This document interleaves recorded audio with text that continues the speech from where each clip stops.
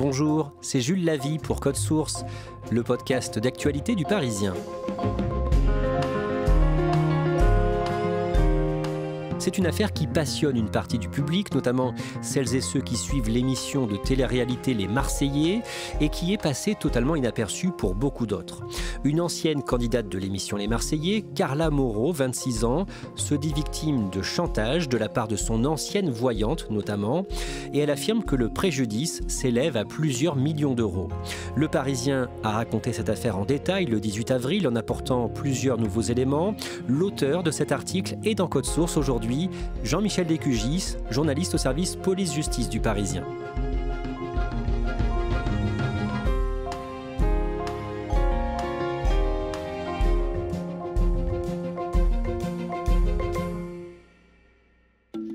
À partir de début avril, une vidéo fuite sur Internet, vidéo sur laquelle on voit l'influenceuse Carla Moreau se livrer à une séance de sorcellerie. La jeune femme de 26 ans fait face à un sextoy rouge posé sur la table, une aiguille plantée au bout. Et en résumé, Carla Moreau dit quelques mots, une sorte de formule magique censée rendre son mari fidèle.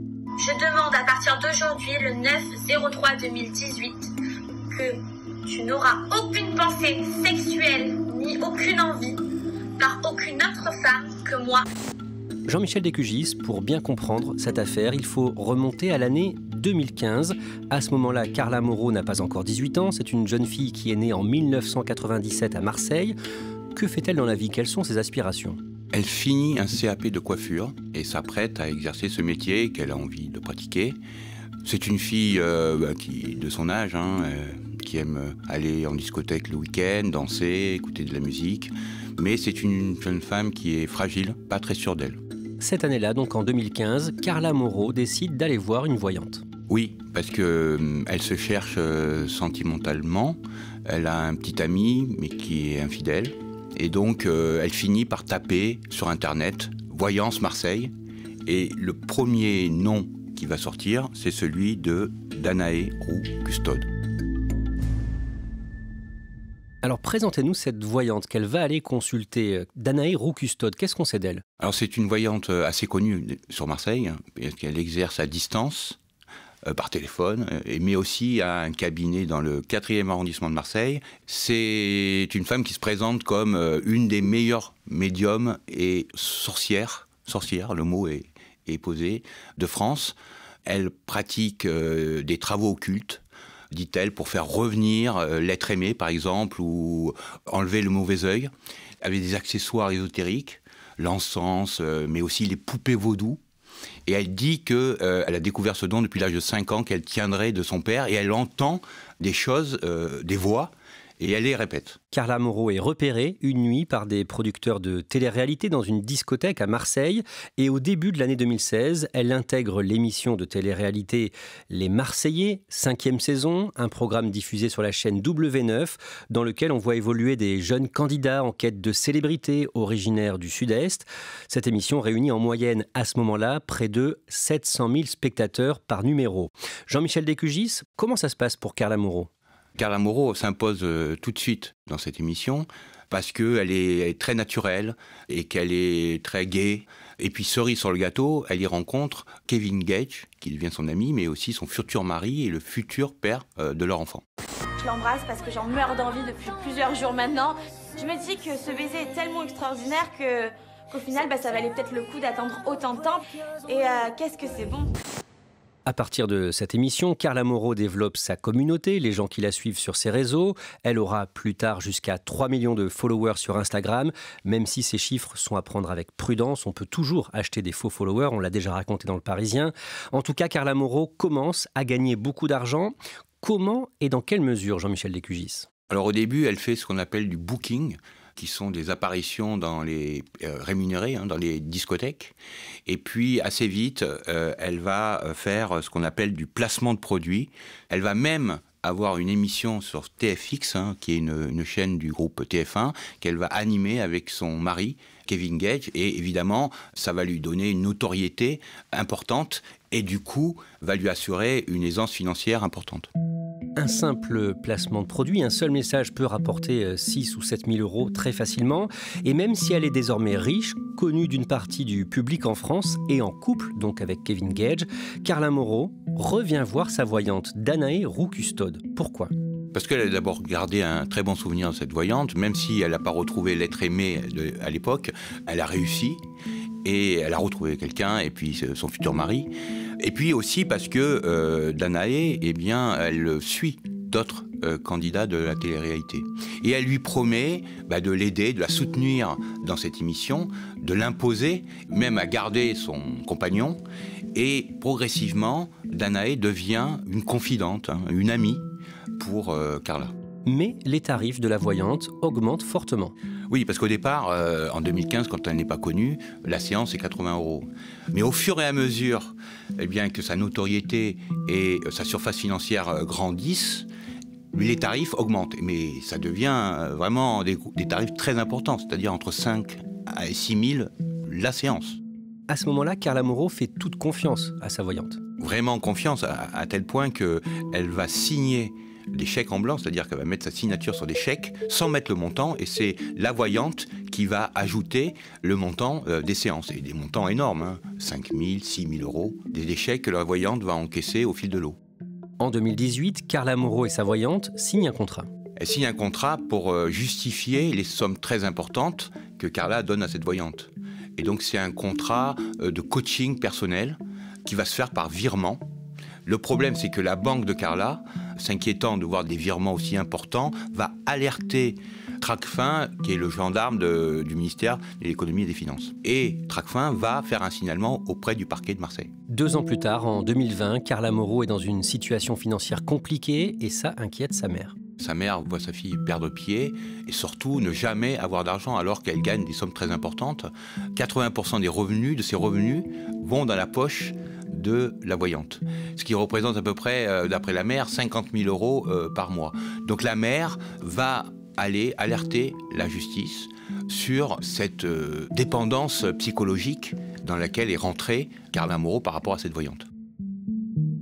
Un jour, au début de l'année 2021, la voyante Danae Roux-Custode est interpellée à Marseille. Elle est interpellée par la BRB, la Brigade de répression du banditisme. Elle va faire 36 heures de garde à vue. Les policiers vont saisir tous ses comptes.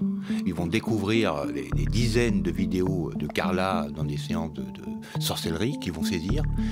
La voyante, en fait, est soupçonnée d'avoir une emprise mentale sur Carla, de faire de l'escroquerie astucieuse, et elle est soupçonnée de lui avoir soutiré près d'1 300 000 euros en l'espace de 4 ans. Toujours à cette période, le 26 février 2021, un certain Marc Blatta commence à faire parler de lui. Marc Blatta qui est un ancien candidat de télé-réalité, devenu influenceur. Et à partir de ce jour-là, donc le 26 février, il diffuse des extraits sonores, des extraits audio dans lesquels on entend la voix de la voyante et celle de Carla Moreau qui lui répond. Qu'est-ce qu'on entend, Jean-Michel Descugis ? C'est des extraits assez pathétiques dans lesquels on entend la voyante jeter des sorts à plusieurs candidats de l'émission Les Marseillais. Je mets 2 piques sur Maëva. Maëva, tu seras complètement bloquée et tu seras virée des programmes de W9 et Les Marseillais et tu ne participeras pas au nouveau tournage Les Marseillais. Ça va enflammer la toile, la jeunesse va faire des commentaires et Carla Moreau devient la pestiférée, le mouton noir, puisqu'elle a essayé de faire éliminer ses adversaires. Dans les mêmes extraits, Carla Moreau remercie la voyante et elle dit qu'elle espère que le sort va fonctionner. Écoute, j'espère que ça va marcher, que Maëva ça va marcher. Bon, je sais encore confirmation par la coiffeuse qu'elle part bien début novembre. Donc j'espère que ça va se mettre en place. Parmi celles et ceux qui suivent l'émission Les Marseillais, l'information fait beaucoup parler. Il y a 5 millions de tweets sur le sujet à ce moment-là, d'après un cabinet d'études sur les réseaux sociaux. L'affaire est aussi suivie régulièrement par Cyril Hanouna dans son émission Touche pas à mon poste sur C8. Et au début du mois de mars, le propre père de Carla Moreau la critique en direct sur Instagram dans un live. C'est dégueulasse ce que tu as fait, c'est pourri, ton livre je l'ai pas lu, c'est dégueulasse, c'est pas bien ce que tu fais, franchement c'est dégueulasse, tu payes, et ben tu payes le prix aujourd'hui, voilà. Quelques jours plus tard, Carla Moreau porte plainte, notamment pour chantage et extorsion. Et le 15 mars, elle est sur le plateau de Cyril Hanouna, aux côtés de son avocat. Elle se défend, en résumé, en expliquant avoir été victime de manipulation de la part de sa voyante. Quand je rentre chez moi, donc déjà je sentais qu'il y avait quelque chose qui n'allait pas, je rentre chez moi et à ce moment-là, elle me balance des vidéos. Des vidéos comme vous avez pu le voir. Et là, je me dis, mais qu'est-ce que c'est? Mais je comprends pas, moi, j'ai pas du tout demandé ça. C'est quoi ça? Mais des vidéos d'autres personnes ou des vidéos... Non, des vidéos un peu dans ce style-là qu'on a pu déjà découvrir. D'accord. Moi, je me dis, mais moi, j'ai pas demandé ça, je comprends pas. Ah, si, tu m'as demandé ça. Mais maintenant, il va falloir payer. Comment? Je t'ai pas demandé ça. Si, mais maintenant, rappelle-toi que quand tu m'as formulé ces demandes, moi, je t'ai enregistré. Donc je me dis, là, j'ai pas d'autre choix que de devoir payer, peut-être pour qu'elle me laisse tranquille. Jean-Michel Descugis, quelle est la version de la voyante Danae Roux-Custode? Elle est elle aussi sur le plateau de Cyril Hanouna. Dès le lendemain, le 16 mars, elle parle aussi au journal La Provence. En résumé, quelle est sa défense? Elle conteste toute manipulation mentale et elle dit que c'est Carla Moreau qui était demandeuse de ces travaux occultes pour éliminer ses adversaires de la télé-réalité, mais aussi faire en sorte que son compagnon, son mari, la trompe pas. Personnellement, je ne vais pas en faire moi toute seule. Hein. C'est à la demande de mon client ou de ma cliente.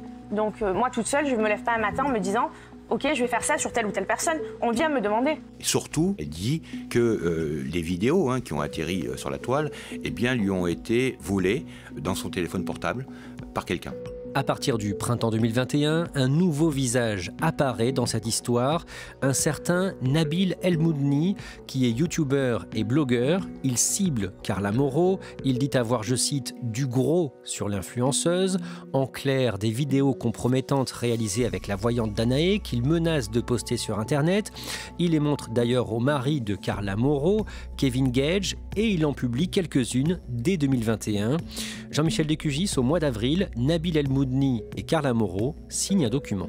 Un drôle de document, qui est une sorte de pseudo-transaction juridique entre Nabil et Carla Moreau. En fait, c'est du racket présumé par contrat, où 2 avocats de Carla Moreau et 2 avocats de Nabil vont se rencontrer et rédiger un contrat dans lequel Nabil reconnaît avoir des vidéos compromettantes sur Carla Moreau, qu'il accepte de ne pas diffuser et de mettre sous séquestre, c'est ça qui est fou, chez une avocate. Et en contrepartie, Carla Moreau s'engage à donner 20 000 € plus 20 000 € mensuels pendant 24 mois.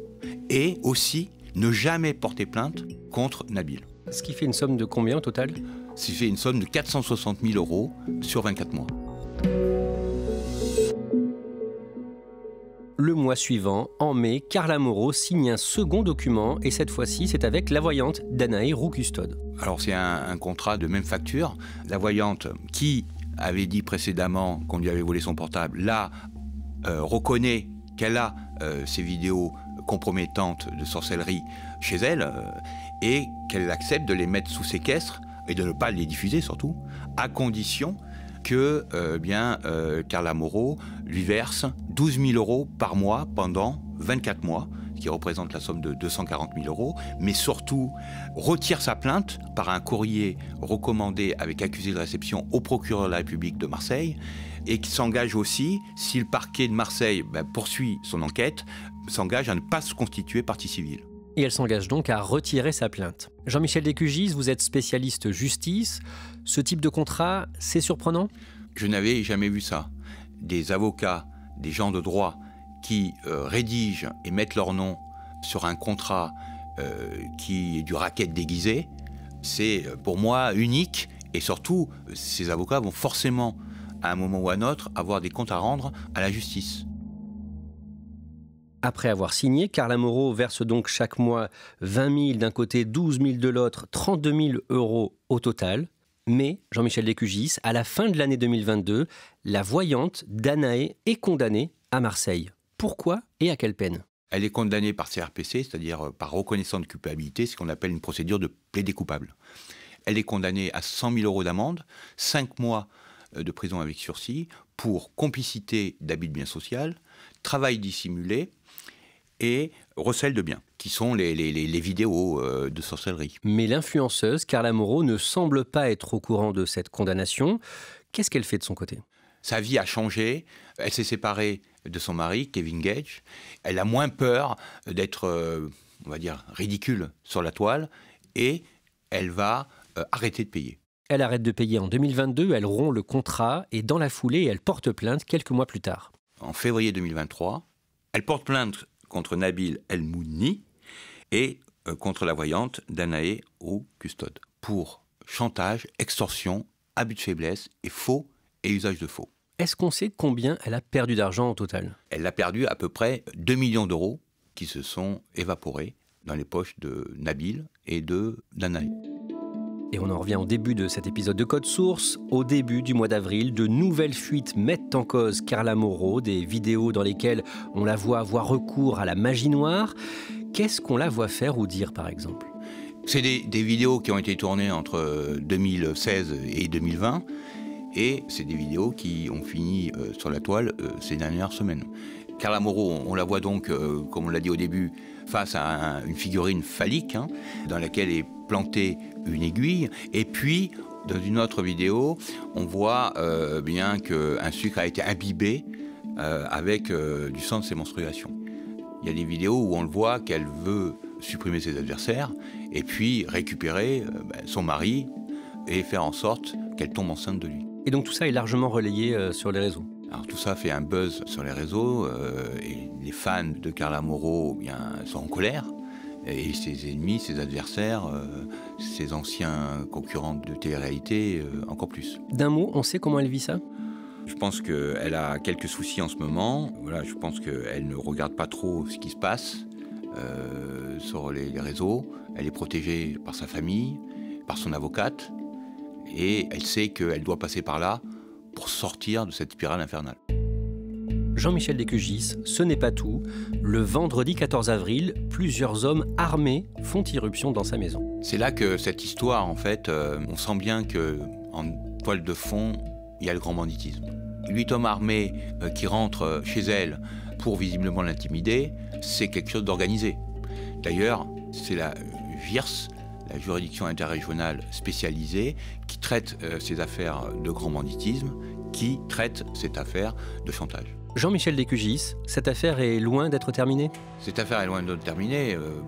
On imagine que des gardes à vue vont avoir lieu à un moment, que la voyante et le blogueur vont avoir du mal à échapper à une garde à vue, parce que les contrats qu'ils ont signés, c'est du racket présumé.